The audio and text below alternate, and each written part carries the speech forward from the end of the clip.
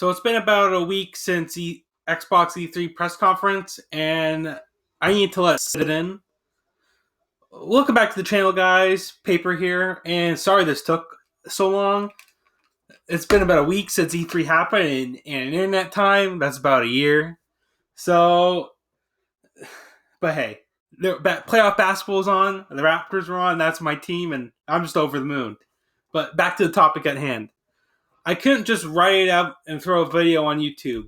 I had to sit down and let it sink in because it was a very mixed feeling of a conference.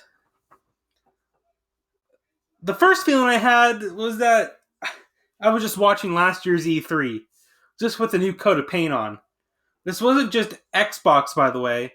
All press conferences felt like they did this.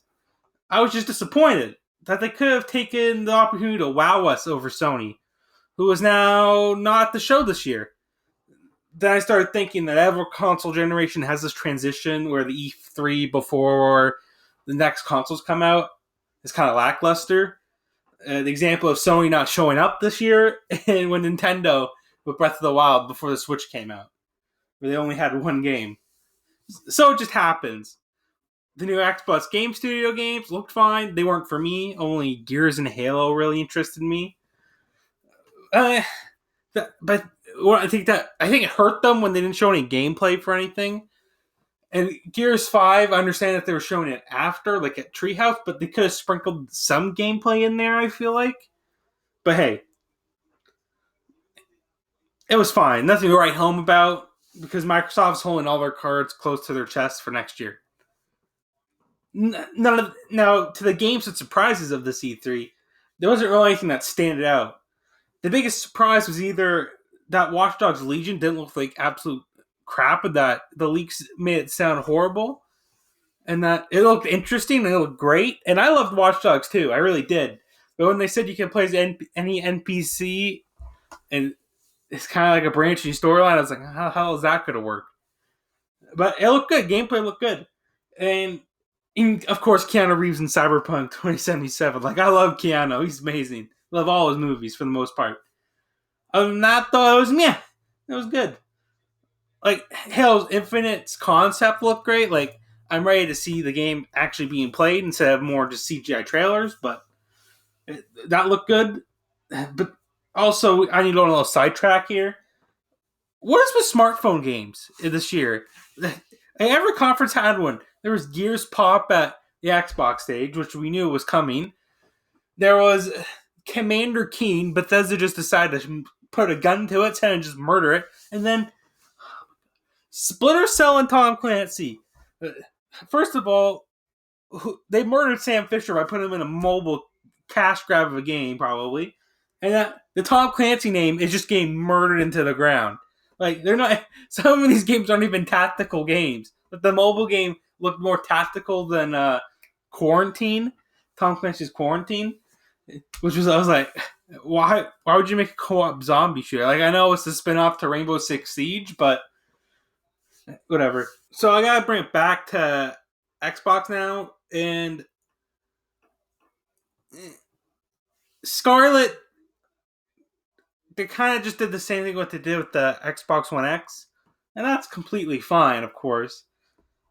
But I thought at least they might be like, here's like the controller, or here's the console box, or maybe they would just drop the name, but we just it kind of just gave us like what the Sony did to PS5. It kind of just gave us the specs and what to expect, sort of thing. So that was kind of like, whatever, cool. They could have kind of not blown it out because it isn't coming out this year, but they could have maybe told us a little bit more. But other than that, it's fine. Nothing really too special. And Star Wars Jedi Fallen Order looked good. So there is a plus. An EA game that I was totally turned off by the minute I saw it. So congrats to EA. Alright, so this part of the video is to see how my predictions came to fruition. Now, my first predictions video for E3 ever, so it kind of went a little...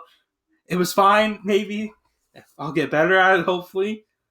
I only got 3 right. And those three were my Gears prediction of that leak, and I said it was right. And that Bleeding Edge was real. I just thought it would be a single player game, not a co-op hero shooter. And the Nintendo Microsoft partnership, even though it was only Banjo and Smash.